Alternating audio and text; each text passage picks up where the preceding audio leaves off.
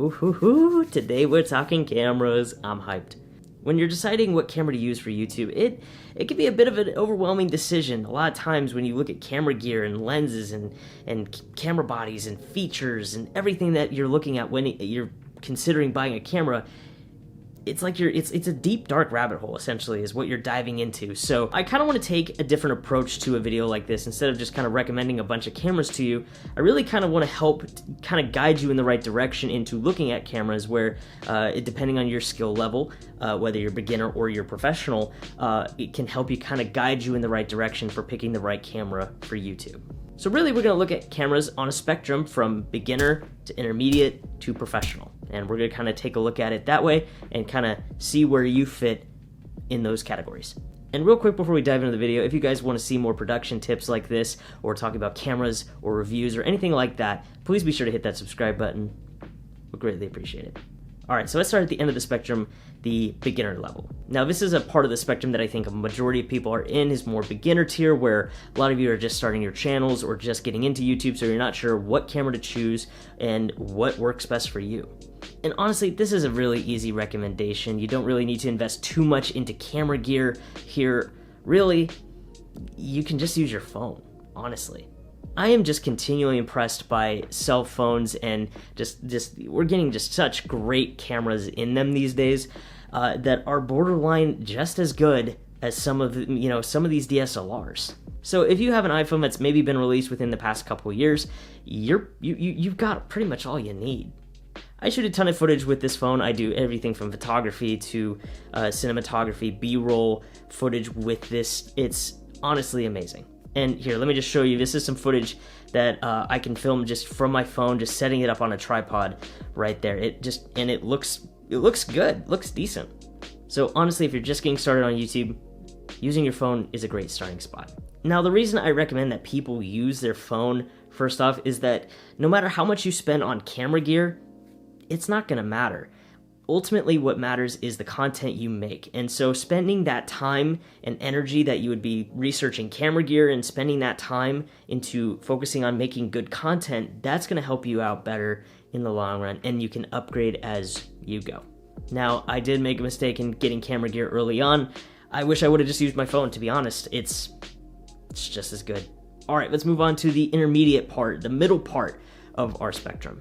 The creators in this tier have probably been doing YouTube for a little bit, looking to step up their game, step up going from their phone, going to something a little bit better, investing a little bit more in their content. So that's kind of the creator that falls within this section of the spectrum. Now for the intermediate part of the spectrum, we kind of want to invest some money, but we're not trying to spend thousands of dollars here.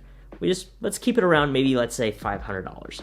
There's a lot of good budget cameras in the $500 range, like the Lumix G7, which I'm using right now. I love this camera. It's a camera I've been using for years now, and honestly, I can't complain. There's a couple features I wish it would have, but ultimately it has a microphone input, it has an interchangeable lens system, and honestly, it's a solid camera. It's been my daily driver for a long time now.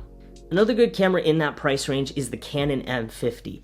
The Canon M50 is another great camera that, very much like the Lumix G7, shoots in 4K, has an interchangeable lens system. It comes with, I believe, a 15 to 45 millimeter kit lens, and is overall a good camera, and I've seen nothing but good things about it. And I think they just kind of did a revamp of the M50 and a re-release of it. So if you're looking at getting a new camera, the M50 is a good option. Another good camera that I've seen recommended really highly on YouTube is the Sony A6000. This again is in that same $500, $600 price range, and it has I believe a 15 to, what is it, 40? Oh, 16 to 50 millimeter lens. That's what it comes with, that's the kit lens. And I think all three of these cameras really do a good job of giving us, as creators, the specifications and the features that we're looking for, and fits a lot of use cases for those of us in the intermediate part of the spectrum, where we're not trying to break the bank and spend thousands of dollars on a camera, but at the same time, we're looking to, improve quality, and, at least, have some nice video quality coming from an actual camera. Okay, let's talk about the professional grade cameras. These are the cameras that all the big YouTubers talk about. If you watch anybody who is in the photography world or the cinematography world, anybody who's a filmmaker on YouTube, they probably talk a lot about these big, expensive full-frame cameras. And it kills me because these cameras are so good, but they're so freaking expensive, man. Like, they are really expensive. Now, Peter McKinnon, one of the biggest photographer and filmmakers on YouTube, when he talks about the Canon EOS R, he's talking about almost a $4,000 camera. You gotta be kidding me. $4,000? That's just for the body. That doesn't even include a lens. It's absolutely insane. It's crazy. It's crazy. $4,000 for a camera. And then you see Matty Apoya and Chris Howe, they talk about this Sony a7S III. Great camera, $3,500. I mean, why? I just don't understand. I don't get it. I mean, this is professional grade. I understand that these are for working professionals here, but at the same time, that's really expensive. And then Sony announced the new Sony A1 full-frame camera.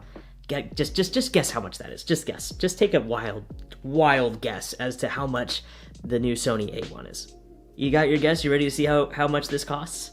The Sony A1 full-frame camera on Amazon right now for pre-order costs $6,500 USD. $6,500 for a camera. Oh, this is just, I can't. Now, I understand that these cameras, these are marketed to professionals, professional videographers and photographers, and I get it. But man, for YouTube, it's a bit overkill. I'm gonna be honest, it's a bit overkill. You know, for those of us that are kind of in that intermediate category, that's kind of where I find myself. Honestly, I love the Lumix G7. I enjoy using it, and frankly, I mean, I'm kind of thinking of upgrading to it, but not even close to, you know, the Sony A1 or anything like that. But, you know, maybe to the GH5, maybe. But honestly, those cameras, the big boy cameras, I would love to own one day. I dream of owning one day, but that's a ways down the line. All right, so let's kind of wrap this all up. Overall, what camera will work best for you? If you're in that beginner category and you just started, honestly, using your phone is going to help you to get the base routine down of creating content. It's going to help you to focus more on creating instead of just focusing on gear. I think that's what a lot of creators spend time talking about, is they talk so much about gear, they spend all this money on gear, and they don't necessarily focus on content. That was a mistake I made early on when I started on YouTube. And then once you kind of have it all figured out, you know, what you're about, what your channel's about, what your videos are about, then you can kind of upgrade and get ready to boost that production value and invest a little bit into, you know, a camera like the Lumix G7.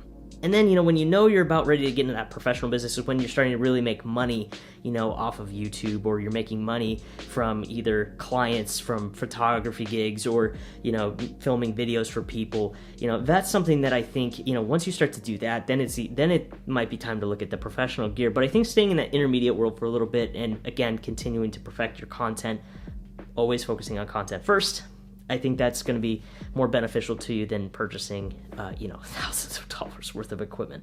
I still can't believe that the Sony A1 is $6,500.